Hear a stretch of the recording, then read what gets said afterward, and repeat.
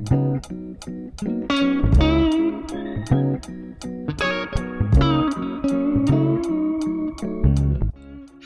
Libra, welcome to your November 2024 horoscope. Let's just jump right into it. We start off the month on November 1st with a new moon in the sign of Scorpio.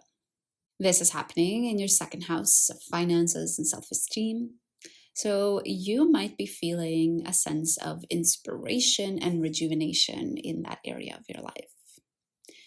But in order for that to happen, you do first need to face any difficult feelings you might have around finances or around your self-confidence. You need to take a look at the skeletons you have hidden in the closet. We could talk forever about this new moon in Scorpio, but I'll just direct you to the dedicated new moon in Scorpio horoscopes that I posted last week. We go through all of the zodiac signs in way more detail. 2 days later, on November 3rd, we have quite a tense day because we have 4 planets opposing each other in the sky. The first opposition is between Jupiter and Venus, and the second one between Mars and Pluto. For you, Libra, these 2 oppositions are highlighting your 3rd and 4th house, as well as your 9th and 10th house. How this can manifest for you, Libra, is feeling this tension between your home life, your family life, as well as your career life or your career ambitions.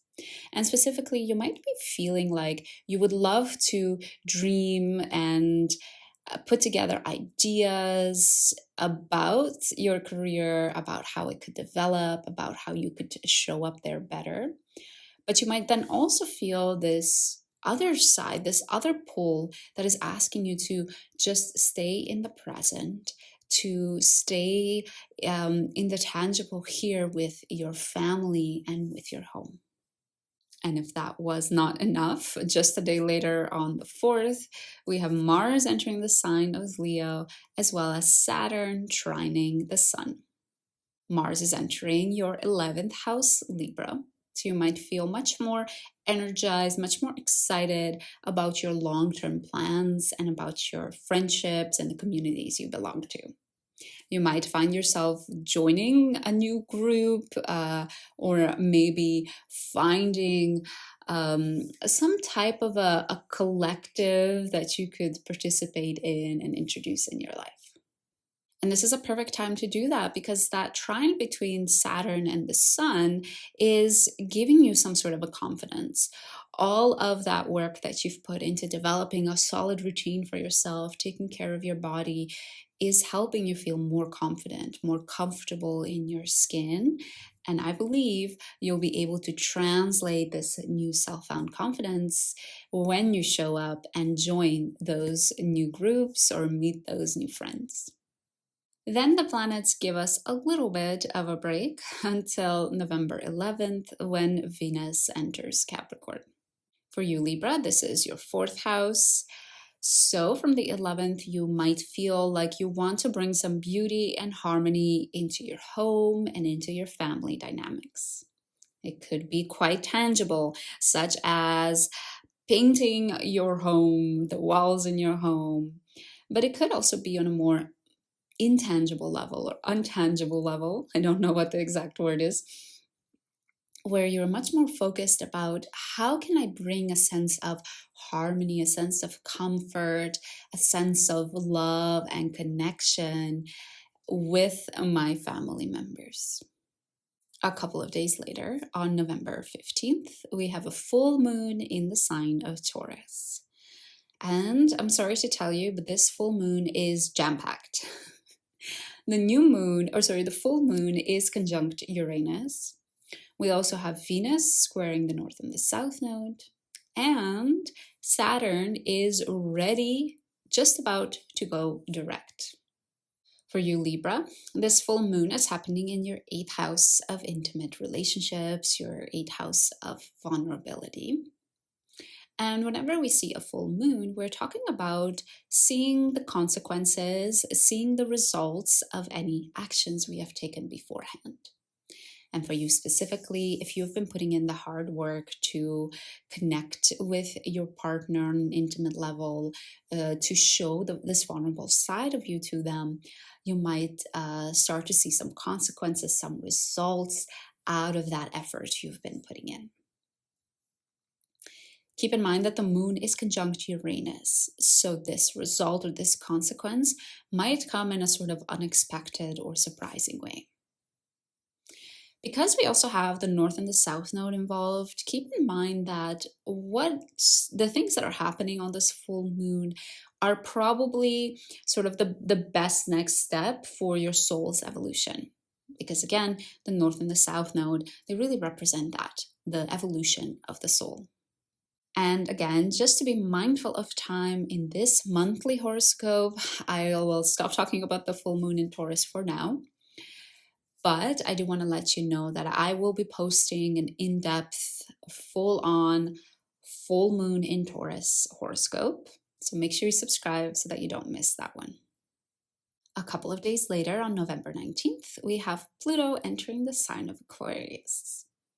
And I know I have said this a couple of times now already in the last year and a half, with Pluto going into Aquarius and then back in Capricorn and on between the two. But I do promise this is the final time. Pluto will not enter Capricorn, at least in our lifetimes again. And for the next 20 years, it will stay in the sign of Aquarius. For you, Libra, this will be your 5th house of creativity and self-expression. So for the next 20 years, you will be learning how to add more meaning and purpose in that area of your life, how to learn to express yourself in a way that's truly reflective of who you are, to learn to use creativity and self-expression to give your life more purpose and more meaning. We could talk about this all day, but again, I just want to be super mindful of the length of this horoscope. But if you do want to dive deeper into this Pluto and Aquarius transit, I will leave this live that I did a while back. We go through all of the zodiac signs. It's 1.5 hours long, so you can really dive deep into this transit. Very soon after, on the 21st of November, the Sun also enters a new sign, the sign of Sagittarius. And as it does that, it sextiles Pluto. This sextile is happening in your 3rd and 5th house. So this means that you're starting off this Pluto in Aquarius transit by focusing on your communication. Honestly, sure, we can express ourselves through creative manners, like creating music or drawing or painting or sculpture. But honestly, the way all of us express ourselves is through communication. So on this day, you might especially feel super aware of how you're communicating, and that might start bringing up some of these Pluto and Aquarius themes for you. And some of these thoughts around, am I communicating in the right way?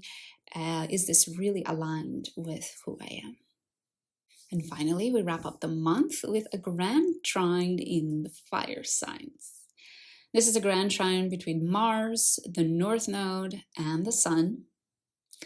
And I gotta say, this grand trine doesn't ever really get exact. So how it happens is we first have 2 planets trining, then the other one comes in, and then a couple of days after, we have the last trine. But the reason I call it a grand trine is because for that span of those 5 days, from the 22nd until the 27th, in general, we will have this sort of synergy between those 3 planets and the fire signs. This grand trine is happening in your 3rd, 7th, and 11th house. So we do see that there might be a flow of energy for you when it comes to your relationships. You might feel much more excited, ready to go, ready to take on the challenge, especially when it comes to the relationship with your partner, with your friends, and of course with your neighbors and your siblings. So overall, Libra, I hope you're excited for the month ahead, and I hope this horoscope gives you a bit of an idea of what you can expect. And honestly, we do see quite a bit of a relationship focus for you this month, but also this strong focus on self-expression and being yourself. So thanks for joining me. Enjoy the month ahead, and I hope to see you again soon.